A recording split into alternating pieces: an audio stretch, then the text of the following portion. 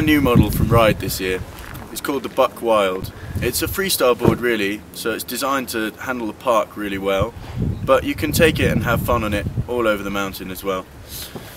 The profile on this, if you look at it side on, is what Ride call a twin rocker.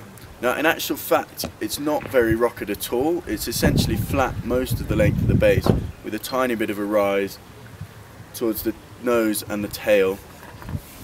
The advantages of that is that actually you're less likely to catch an edge than you would on a traditional cambered board where you have all the weight going onto 4 contact points. Your weight's much more spread with a flat base. You also get a bit more pop than you'd get with a conventional rocker board because you don't have the raised nose and tail.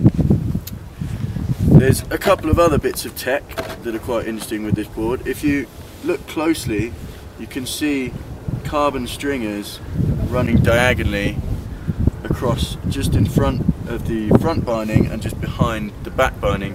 This is what Ride call a carbon array, which basically helps add torsional stiffness, which means it holds an edge nicer. It'll be better to carve. It's got slime walls, which a lot of Ride boards have, and then underneath that Ride have put what they call a cleave edge, which is just a slightly larger edge. This is designed for jibbers who quite often will blunt their edges as the first thing they do when they get a new board. It just means you've got a bit more edge to kind of play with and a bit more edge that you can file down. It's also less likely to start delamming if you ding it on rails or rocks or anything like that. The graphic on this is a bit of a classic. I'm having more fun than you.